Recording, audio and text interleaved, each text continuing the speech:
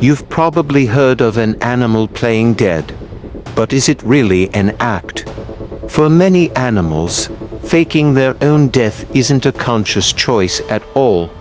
It's a deep, uncontrollable, physiological response to pure terror. This isn't just a clever trick. It's a high-stakes gamble triggered by the brain's fear circuits.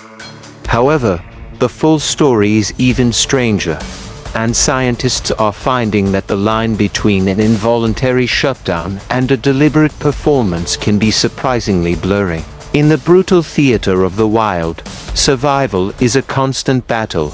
The rules are simple: eat or be eaten. We're all familiar with the two most famous strategies: fight or flight. But what happens when an animal is too small, too slow, or simply too cornered to do either? That's when nature deploys its ultimate survival bluff.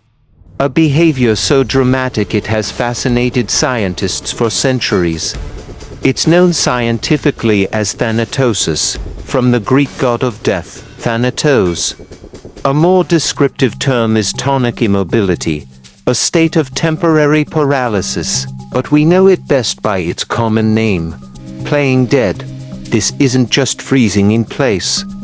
It can be a complete, involuntary physiological reaction that transforms a living creature into what appears to be a lifeless corpse. It is a last resort anti-predator strategy, a gamble that relies on fooling a predator into believing its potential meal is already dead.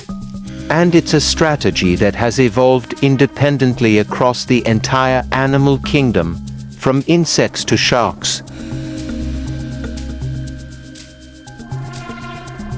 When you think of an animal playing dead, one creature almost certainly comes to mind: the Virginia opossum. The phrase playing possum exists for a reason. They are the masters of this macabre display, but calling it a display does a disservice to the sheer biological chaos unfolding inside the opossum's body. When an opossum is cornered by a predator, like a coyote or fox, intense fear can trigger a cascade of unstoppable reactions. The animal doesn't decide to do this. Its body takes over. It collapses onto its side, its body going completely limp. Its front feet curl into tight balls, and its lips pull back from its teeth in a fixed, ghastly grin. Its eyes stay open, staring blankly into the distance. To complete the illusion, it begins to drool, letting saliva foam around its mouth. But the most convincing part might just be the smell. The opossum expels a foul-smelling fluid from its anal glands, an odor that mimics a decaying corpse. This isn't just playing dead, this is playing rotten. Many predators are hardwired to prefer live prey. A dead animal could be diseased, and the smell of rot is a powerful warning sign that this meal might be toxic. The predator, confused and repulsed, will often abandon the carcass and move on. The opossum can remain in this state for anywhere from a few minutes to several hours. During this time, it is largely unresponsive, with its breathing becoming incredibly shallow and its heart rate slowing dramatically. It's in a state of temporary paralysis, waiting for the danger to pass.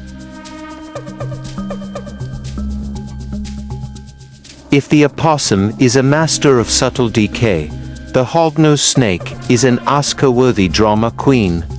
Found across North America, this snake has developed one of the most theatrical death-feigning performances in nature. A hognose snake's first line of defense is actually a bluff.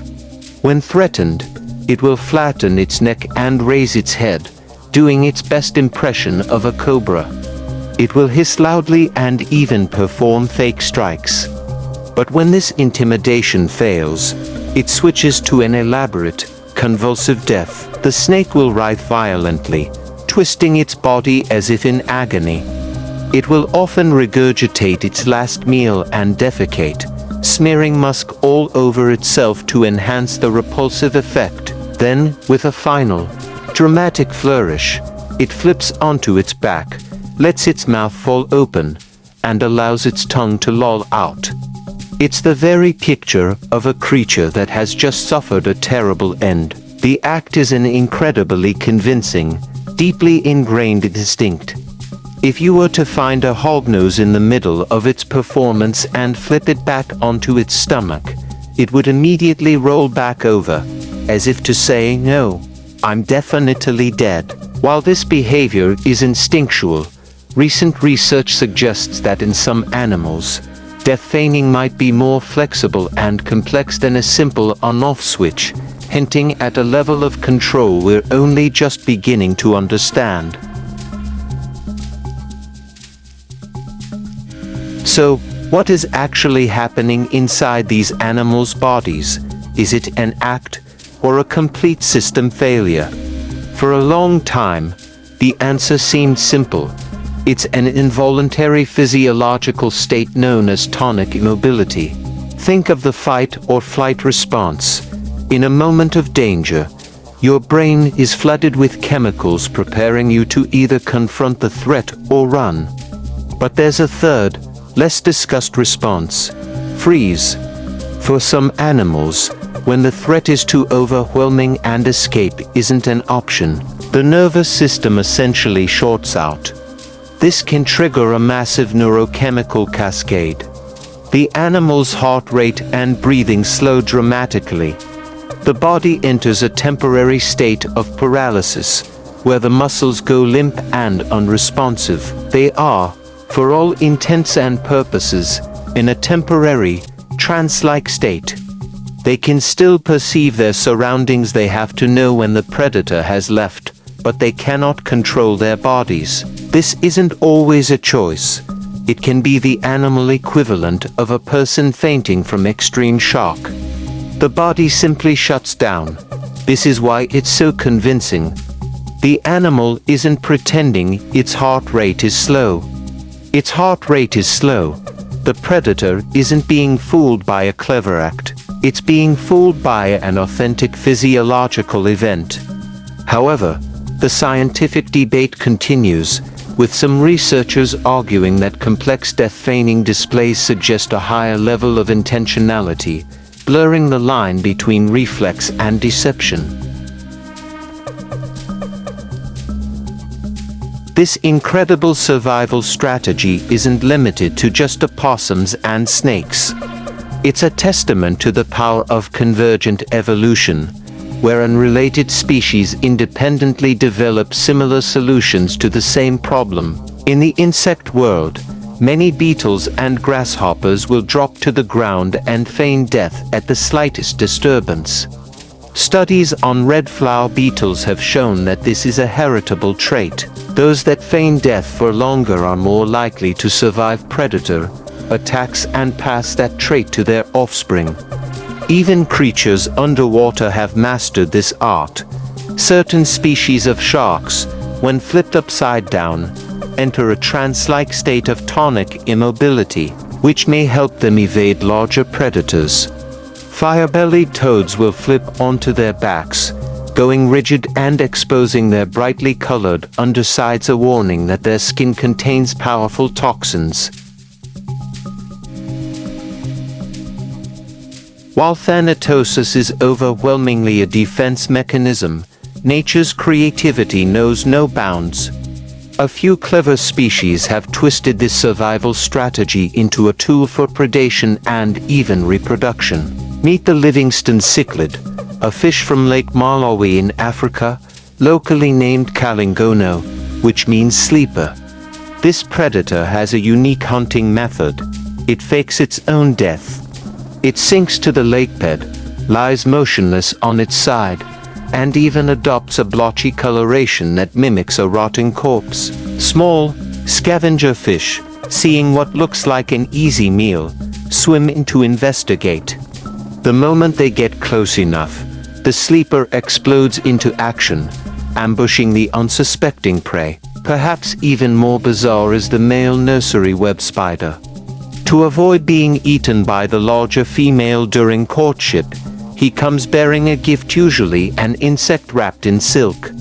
As the female begins to eat the gift, the male will sometimes dramatically feign death. This strange behavior seems to reduce the female's aggression. Once she is safely preoccupied, he miraculously revives and seizes the opportunity to mate.